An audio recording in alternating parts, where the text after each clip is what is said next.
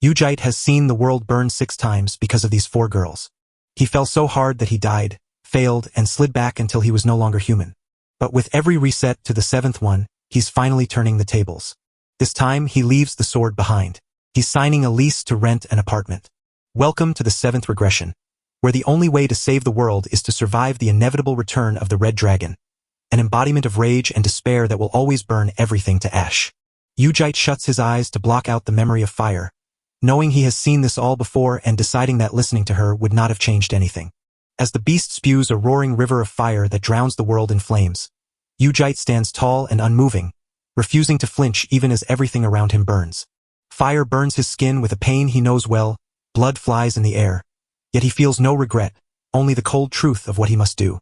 After 6 cycles in this hellish world, Yujite realized that failure and the blood-soaked experience that comes with it are the only things that truly matter. So he summons his pure power to cut through the dragon's breath and every colored obstacle that stands in his path to break the cycle. With another strike that ends another life, he dances through the brutal, centuries-old routine until his blade tears through the blue dragon's flesh and bone, sending blood flying and silencing its roar with his cold, invisible power. He lands softly on a pile of rubble, the only solid ground left in a sea of flames, and stares out at the burning ruins where the fire of the apocalypse reflects in his empty eyes, knowing that while he won this battle, the war is far from over. He stands before a sea of claws, teeth, and wings that will never end no matter how many he kills, and as the cold system declares Earth lost and him failed, he refuses to accept defeat because his special power, the orbit clock, grabs reality itself to rewind time and try again. Golden light wraps around him as the gears of time turn backward, dragging him out of his ruined world and into a journey he knows only too well, though he has no choice but to go. His eyes, once wide with shock, now close in grim acceptance, for he has seen it all before after 6 lifetimes of blood-soaked experience that taught him only one thing. Perhaps all that failure and pain wasn't meaningless after all, because every mistake taught a lesson and every death offered a clue. The system declares the broken timeline erased and the world restarting, so while the dragons remain, he drops his sword for an apartment lease in the 7th regression where the goal is to survive, not fight, as the peaceful city's onlookers gaze up at the sky, blissfully unaware that their mundane lives are about to shatter. It begins as a strange swirl of purple energy that looks like lambs seeing smoke from a fire, making people ignore the woman's warning to leave until their arrogance finally blinds them to the danger. The man, who is a fool in every timeline, sees not a world-ending threat but monstrous silhouettes forming within the gate.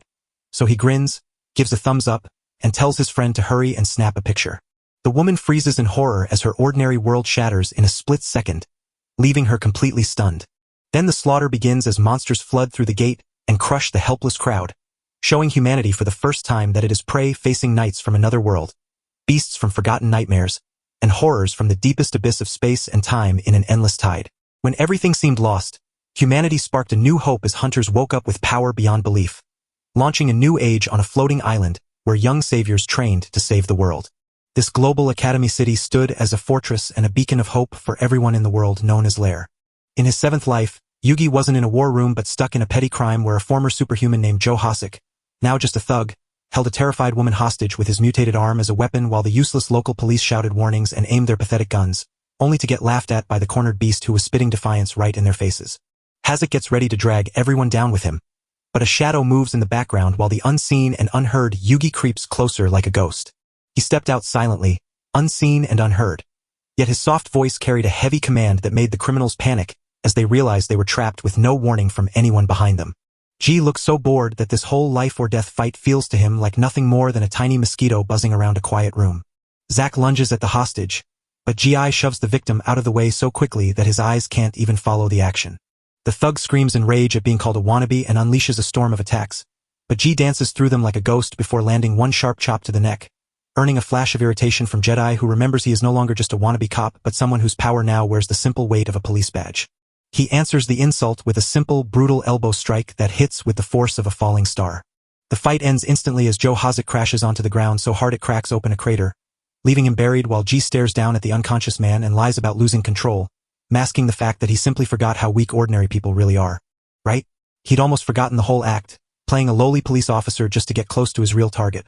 But now the scene shifts to the station where everyone is buzzing about the chase that left Hossack's unconscious, and a confused officer wonders why the criminal they brought in is still here instead of being taken away. Yugjit just lay there with a sharp, empty answer, saying nothing about why he suddenly showed up or how he was so powerful. His female colleague stammers and tries to get him to file a report before giving up because she knows it's pointless. So she thanks him for his hard work while her mind spins. She watched him walk away, noticing that something had changed about him so completely that he seemed like a stranger. She pushes up her glasses, stunned to see the familiar face she knew had vanished, replaced by a towering, icy stranger, just as another officer shoves him toward the unconscious man on the floor with the same boring complaint Judy has no time for. Gi just stared back with a blank look, ignoring the worry about hurting him too much and the complaints from people, which to him sounded like just annoying buzzing insects. For him, who hadn't shown up to work since the regression began, everyone here felt like a stranger he was seeing for the first time. Once the baby creatures in their new home got big and strong, Ascalipha would send them to Earth not as conquerors, but as students going to live there and learn from happy experiences. But Earth wasn't gentle, and some, like the Red Dragon, went crazy from the hunger for fighting, lost their minds, and ended up dead on a field soaked in blood. Another Yellow Dragon was shattered by human cruelty. A dragon from a recent failure took her own life after failing her mission, and after seeing this happen 6 times while holding her broken bodies, the enraged adult dragons attacked humanity not to invade but to punish them for the deaths and despair of their young. After living countless times, G grew so strong he could barely get stronger, turning into a war machine and a single soldier against an endless army of gods. Yet even that power wasn't enough to save the world by himself. So in this 7th cycle, he decides to try something new. If he can't save them by fighting for them, he will save them by force. His co-worker's voice breaks through his daydream, a sound from a life he has left behind.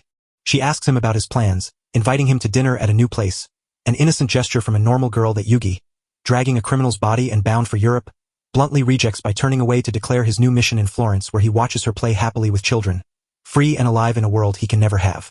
This is the version of her he must save, for this brief moment of joy holds the fate of the whole world in its hands. He stared at her with cold determination, knowing exactly what would happen next because he had already watched her die 6 times before, and this time, it would finally be different. She looks up at him, curious but wary of the tall stranger, but his face hardens as he cuts short any pleasantries to give her his first command. "You're coming with me." Yujidi faced an anomaly. A girl with hair like fresh spring leaves stood before him, and with a simple hello, she broke the endless boredom of his loop.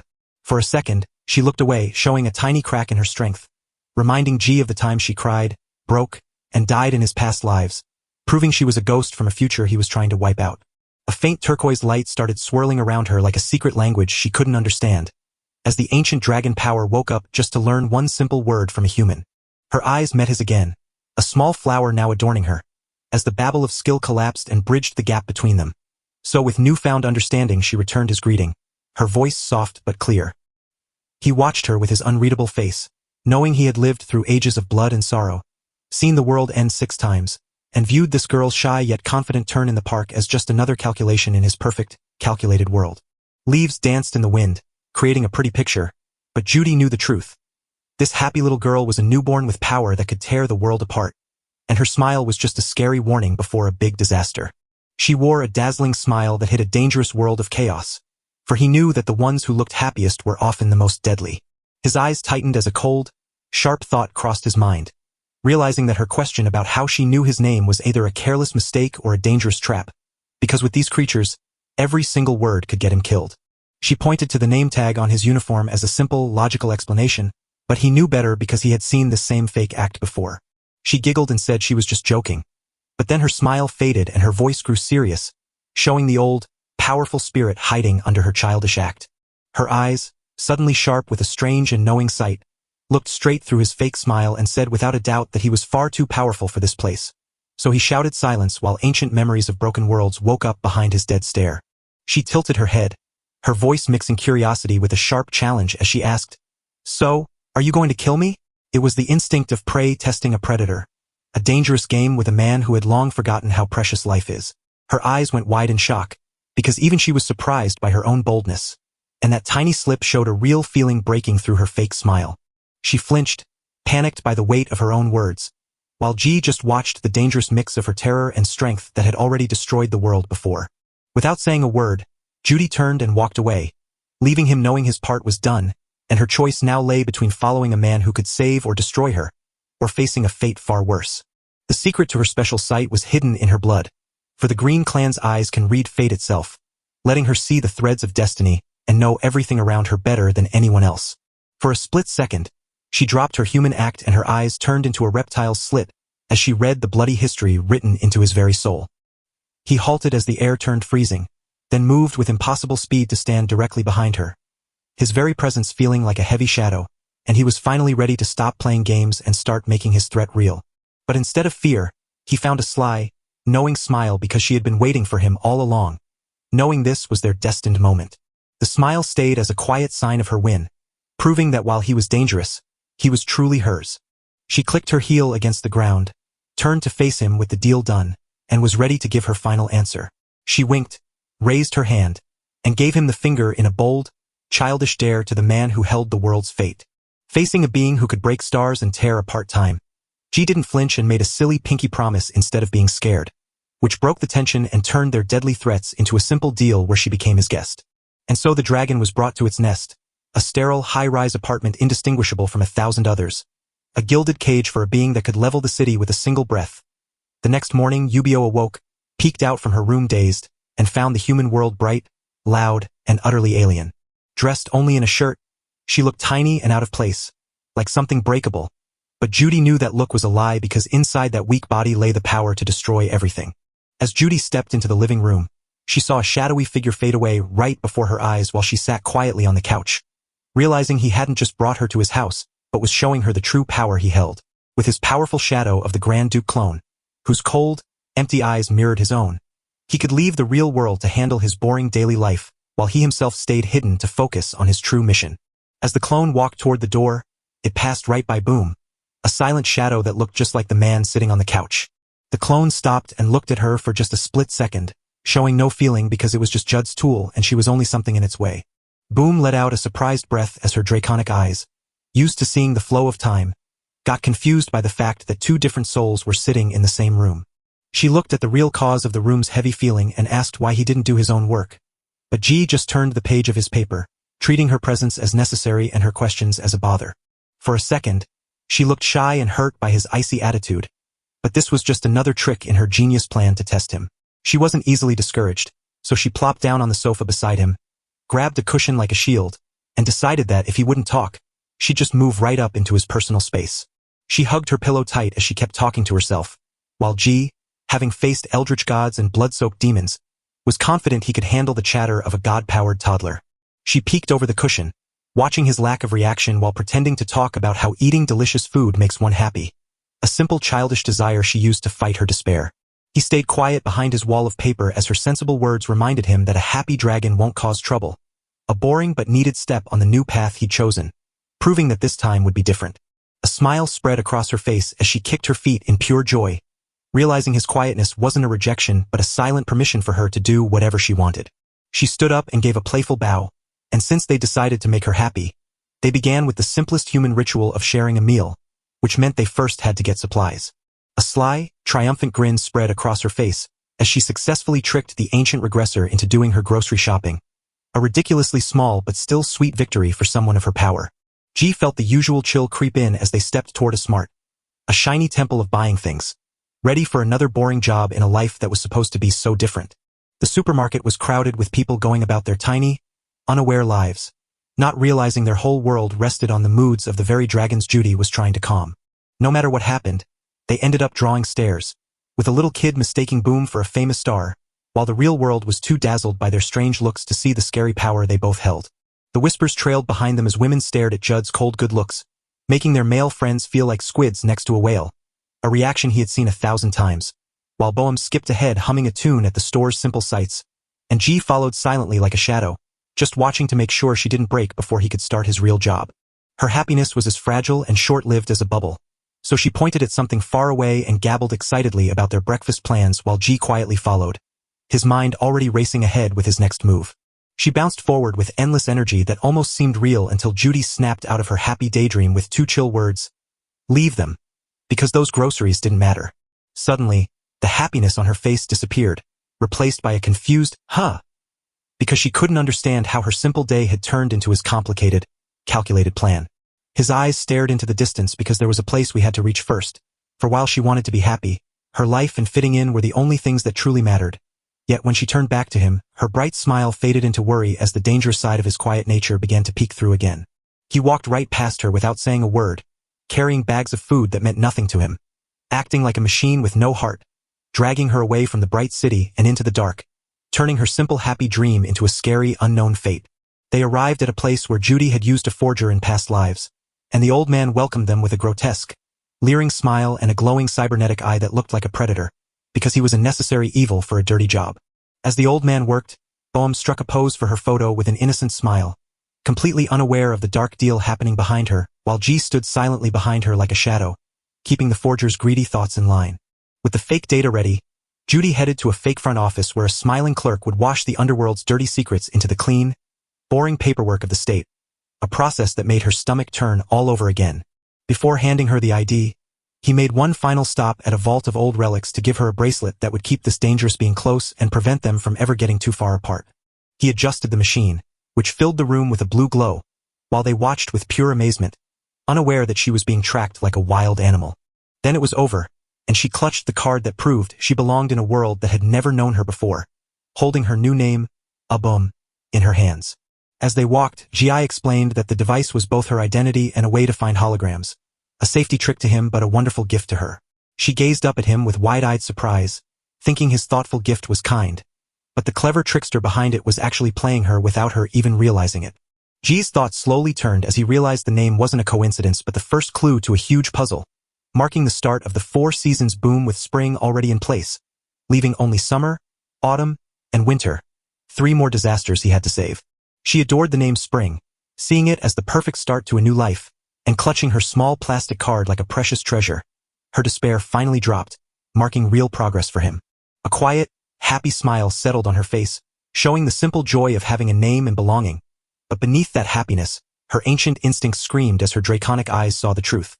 He was a being of absolute darkness and a predator in human skin, whose very presence was a danger she knew she could not escape. She smiled with real happiness while Judy felt a tiny spark of hope, knowing that capturing the first dragon meant their plan was finally moving forward and her fear was fading. As they strolled through a park blooming with cherry blossoms, she pondered the strange truth that her green clan's gift to see the future had never failed her, proving that even though G was a monster, he had saved her, fed her, and given her a name, so she chose to simply watch and wait. A clear decision settled in her mind like a bright spring day, knowing he was dangerous but refusing to believe he was truly bad.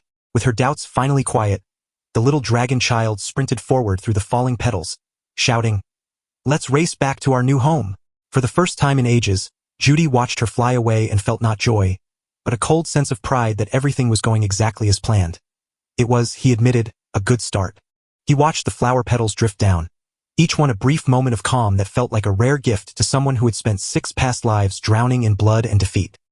He shut his eyes, and a single quiet thought rang out in the deep old space of his mind. A cold and practical plan that left out all hope and happiness.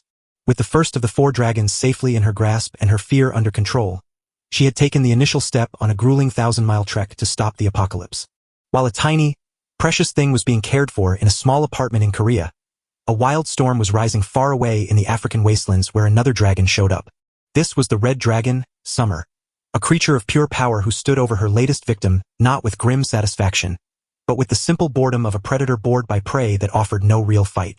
The desert warlord who once commanded thousands could only scream as her boot came down, for he had beaten armies but never faced a disaster like a human being. There was no fancy trick or graceful dance, only the crushing power of a god that broke the earth and left the man in a sea of pain and silence. Yoriam stared down at the broken body with a flicker of disappointment, scoffing that it wasn't even worth eating because the hunt meant everything to her, and a kill, without a struggle, was pointless. She stood tall against the full moon, lifting her wolf-like mask to reveal that she had fought and won 199 times. But the wasteland had finally run out of anyone worthy of her time. A bloodthirsty grin spread across her face, her crimson eyes glowing with savage glee, and the boredom vanished as she raised her mask to challenge the empty night with a hungry, "Who's next?" The world burned as usual, with news feeds scrolling past another pointless war in a forgotten place where a terrorist group had turned a civilian village into ruins and a battlefield in South Africa. But through the noise, one name stood out. The Nightbrawler, a mysterious teenage girl who left a trail of broken bodies wherever she went. Ujite stared at the mess with cold, empty eyes, having seen it happen over and over again in broken worlds until the names and faces changed but the disaster stayed the same. So he closed the articles and got ready to move. A sweet but fake voice called out to him, asking if he was free for dinner, which was really the green dragon, Another deadly piece that had found its way into his house, and though he said he was coming, the tiredness deep inside his bones stayed right where it was. He should have known better, because right there on the table sat one of Bomb's ridiculous masterpieces. 2 whole fish standing upright in a pile of glowing purple goo, proving that even a god can still act like a toddler when cooking. Gay stared at the dish with a perfectly calm face, hiding 7 lifetimes of dealing with crazy things, while a faint purple glow pulsed around it like a silly joke about food. Ubum beamed with pride, totally unaware of the mess she'd made, her bright smile shining against the dark danger of the bull, while he kept her innocence safe in this world. She explained how she had seen a sardine dish in England and thought it would go well with rice. A simple idea that led her to this dish where Jet now lifted his chopsticks to the fish head's silent plea for death. His eyes tightened just a bit, a familiar look showing he was ready to take on a messy job just to make sure something bigger got done, whether that meant saving the world or just finishing his dinner. He broke the silence and changed the topic before taking a bite, then suddenly said, "Tomorrow we're bringing red," which made her look up with her fork frozen in the air, as if the words were a threat hanging between them. Bomb's happy face disappeared, swapped for a serious look, because she knew exactly who he was talking about and warned that bringing her back won't be easy, since she won't come quietly like she did. "If you come with me and convince her, it won't be hard," Gay said, planning a bold move to get the bombs he needed, though Boom hesitated with a flicker of doubt in her eyes, wondering if she could really help, while Jade asked about the natural distance between clans, knowing from his blood-soaked past lives what they were like, but hearing it from her made the danger feel personal and new. "Because what we want is different," Bomb explained, her eyes drifting away. "I like to take things slow and build things, but the Red Clan is all about fire and rage, like their dragon Urim who just loves the thrill of battle and showing off strength. Trying to force her back would be dangerous because to them, surrender is worse than death, a warrior's code that Jeet knows all too well." Gay's face turned hard and serious, saying that play was done, but if they didn't hurry to bring back the Red Dragon, things would get very dangerous.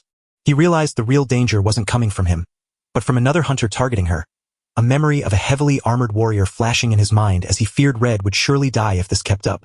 He realized the danger wasn't coming from him, but from another hunter, and the image of a heavily armored warrior flashed in his mind as he feared Red would surely die if things kept going like this.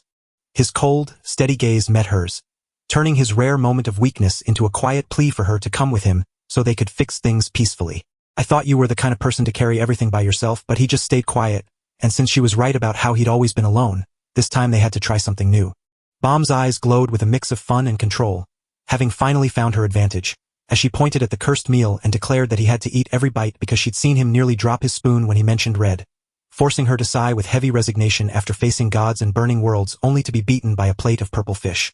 He quietly gave up, lifted his spoon, and accepted that he had to lose this silly little fight to finally win the big war. As Jet faced his cooking disaster, the very cause of it was tearing a continent apart. In a bloody African city, she stood tall over her latest win, a whirlwind of violence and a living catastrophe. She sneered at the broken soldier on the ground, scoffing that even these guys were too weak, and since this wasn't a real fight but just a game, she felt bored because she wasn't reaching her 200th win in the way she wanted. Her mind wandered to the thought that green meant Europe, a predatory smile spreading across her face as she decided a trip to her dragon sister would be the perfect cure for her boredom. From behind the broken walls, the last few soldiers shivered in fear after their elite team was wiped out by one girl. So one of them warned them not to think of her as just a girl, but as a fighting-obsessed monster. Despair felt like a freezing fact that they were outmatched and useless against her. Yet the soldier bit down on his fear, holding on to a tiny spark of hope while praying the backup was near enough to save them. Urim's head snapped toward them with the sharp instincts of a beast, growling, "Appas, what secrets are you whispering in the dark?" As she crouched low, bloodlust humming in the air, freezing the soldiers in their tracks. A single word screamed in their minds. Run, because the illusion of safety was gone, and no one could hide from a monster like her, shattering their discipline with the primal instinct to survive. It was too late, for her laugh sounded like breaking glass as she leapt forward with a vicious grin hidden beneath her mask, finally back to the thrill of the hunt that she lived for. But then the impossible happened. Her sword, meant to end it, suddenly froze mid-swing against a wall of blinding golden light that felt as hard as stone. She shoved with all her might, but the target didn't budge, feeling as hard as hitting a mountain until the shockwave knocked the pain from her arms, marking the first time her blood-soaked strike had been completely stopped. Damn, this mana feels so heavy it nearly crushed her, making her gasp in shock as her arrogance vanished and gave way to disbelief. But since Urim is a red dragon, that disbelief quickly turned to fury, prompting her to scream wildly and pour every drop of her own violent energy into her blade, determined to smash through this obstacle with pure brute force. The surviving soldiers stood frozen in stunned silence, their fear turning to awe as she sliced right through the magic itself, proving she was a true monster with talent that couldn't be hidden even against such overwhelming power. Out of the dust stepped a new figure whose arrival shook the soldiers to their cores, as they cried out his name in awe, knowing that Javier, the very danger the Jedi had feared, had finally come. Dressed in heavy, fancy armor and looking like he owned the place, Javier Karma, the superhuman rank 8 for the African Union, looked around his chaotic scene with a calm voice and told everyone to pick up the hurt people and run away. With his glowing yellow eyes burning like embers in the shadow of his hood, he fixed his gaze on Urim, who had deflected her attack with barely a thought before brushing it off as if to say, "You startled me, Oe." Urim pulled off her mask to reveal a smirking face, sizing him up with renewed excitement while noting that his strong attack meant he was clearly the leader. Javier stayed quiet, surprised to find out you were a girl but much younger than he thought, while Urim laughed loudly and tossed her hair back dramatically before asking Ahai if she had tricked him with her mask. Her arrogance was so great she could almost be called a god, but Javier's patience was running out as he stared at her defiant face, knowing full well that despite her wild talent, he held the power that would make her surrender. Urim laughed at the thought of running or giving up, seeing a weapon just as a toy and believing the fight was the only thing that mattered. The air crackled with evil red light as she embraced the Red Clan's oath, a promise etched into her very soul instead of running away in shame. She'd rather die fighting, so with a final, desperate roar she unleashed all her remaining power, choosing a warrior's death over a coward's retreat, her pride standing tall even as she faced total destruction. She charged him not with a sword but with bare fists in a desperate, suicidal strike that was her final defiance against a power she could never match. Yet for the Red Dragon it was her only hope, and in that last moment her battle-honed instinct screamed out a theoretical weakness, fixing her mind on landing one perfect final blow as she aimed low for an opening that even gods might miss. She threw her last bit of desperate, dirty energy into one final, sneaky strike aimed right at his weakest spot, punching him in the groin. Her fist slammed into her armor with a dull thud that did nothing, and Urim's eyes went wide at the shocking failure of her strike, which felt even more stunning than any attack she could have landed. Her fiery energy bounced off his armor without even making him flinch, and the crushing truth hit her. She wasn't fighting a soldier anymore. She was punching a mountain. Javier stared down at her, his voice dead flat as he told her she'd never faced anyone stronger, and that every battle she'd ever had felt like an easy game, his harsh words slicing right through her pride like a blade. Your talent is impressive, but he kept talking like a teacher scolding a reckless student, insisting she wasn't a monster, just a child who had never heard the word no. He swung his heavy golden sword with blinding speed, delivering a final, unstoppable blow that felt like a death sentence. He called out the name of his godlike power, Sword of Ar, causing light and heat to burst from the blade like a tiny sun, as his glowing yellow eyes revealed that this was the precise, overwhelming mana of a rank 8 warrior, not the wild chaos of Urim's. Panic, a terrifying feeling Urim hated, suddenly surged in her chest because for the first time, she wasn't the hunter but the prey, trapped and cornered. Suddenly, a bright beam hit the ground and everything broke apart, turning the world into a golden storm that tossed Urim backward like a toy until the blast covered her whole body.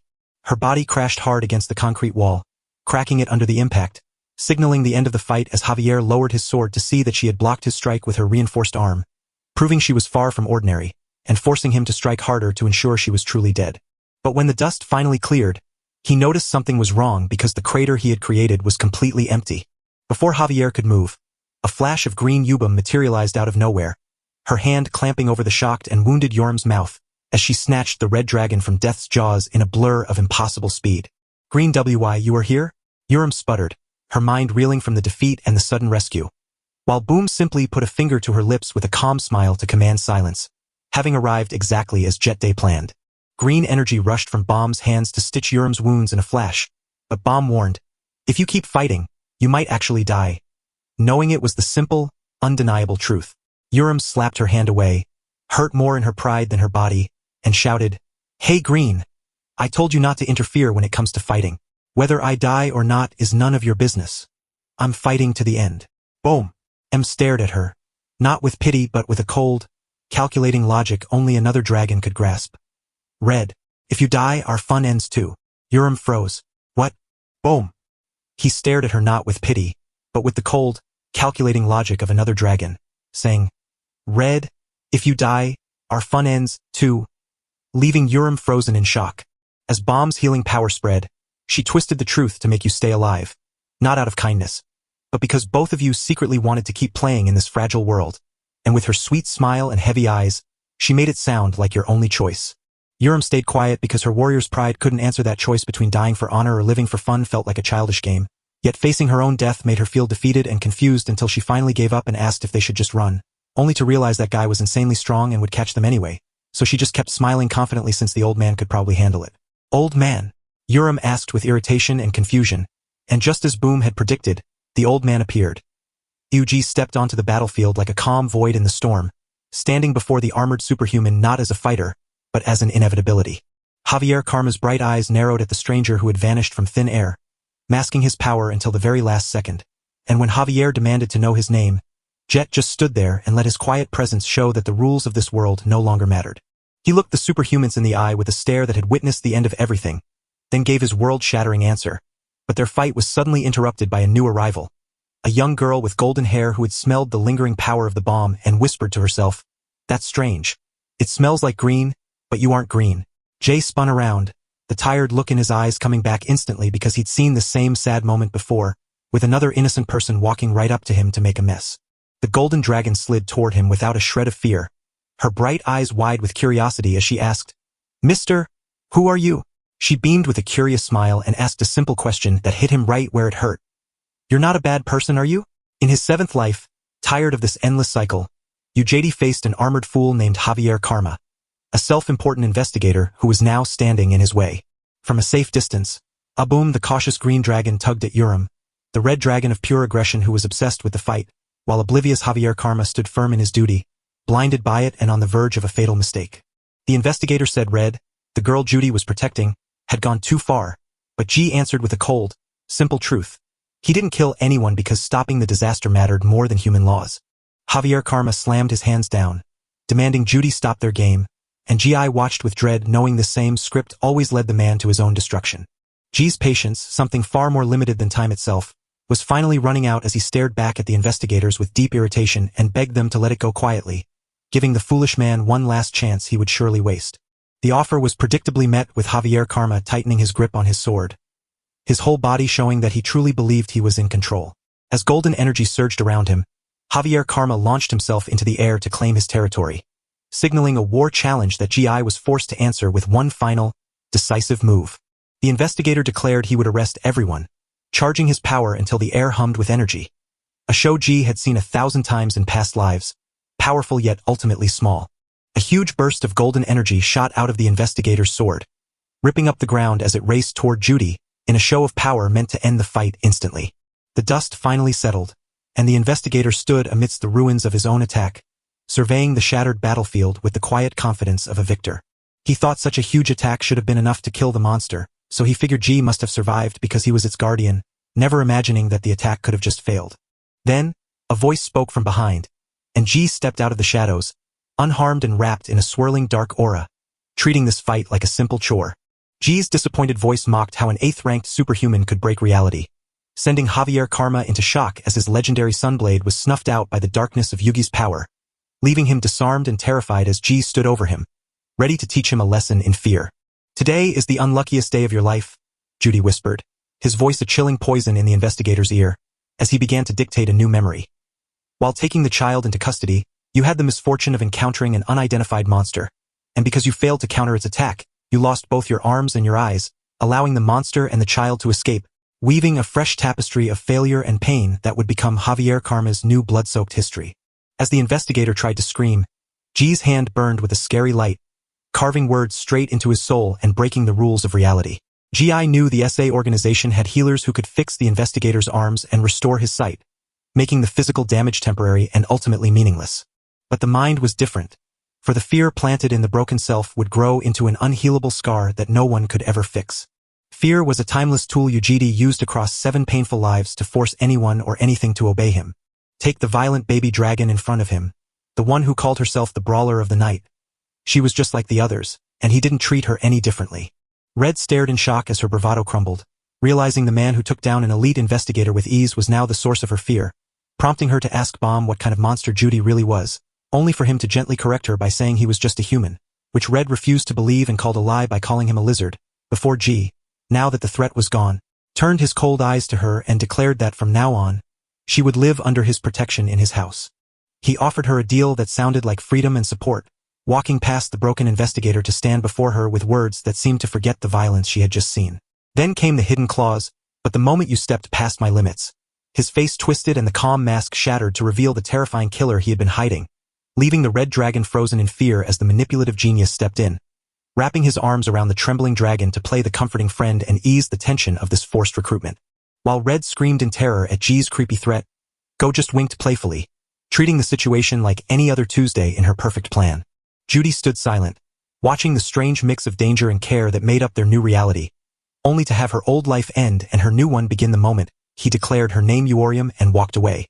As G left, Bomb couldn't hold back and teased that Red had grown larger, while Eurium, still shaken by terror and confusion, angrily told her she wasn't feeling it, even as G looked up at the sky with an unreadable face, ready to leave the drama behind. He tapped his temple, feeling a dark thread of power link him to a distant mind that was still reporting, until he finally thought, the situation is resolved. Suddenly, the story splits in two, and right then, a perfect copy of Yugi sat with a happy blonde girl who looked like a golden dragon deep inside the Amazon rainforest. The clone heard the original's mental report, thinking back, "You did well, I'll be back soon." While Judy treated saving the world like a cold, logistical job, and G, back at the main spot, realized the red dragon was a volatile brute that needed the diplomatic Yubum to talk to, all while the gold dragon in the Amazon giggled innocently, mistaking the clone's brief distraction for him talking to himself and pointing out his smartwatch was on his wrist, not his mouth, a bright spot of innocence in the dark mission. Jetty knew exactly what she was dealing with, because the Gold Dragon clan was born to crave attention and shine like a flower soaking up the sun. He had seen this play out before, for in 3 of his 6 past lives, this very dragon lived a brilliant life as a world-famous idol adored by all, yet the one who shone brightest inevitably caused the most apocalypses, her despair born from the pressures of fame plunging the world into blood-soaked ruin more than once. For the Gold Dragon, the crowd's love was like a rose. It looked beautiful and glamorous, but it always came with the sting of its thorns.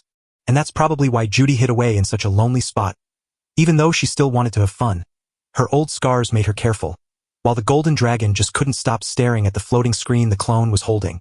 She stared in awe at the floating screen, spinning with the pure joy of a kid seeing magic, and for someone who always needed constant excitement, this simple tech was a perfect escape from her lonely exile.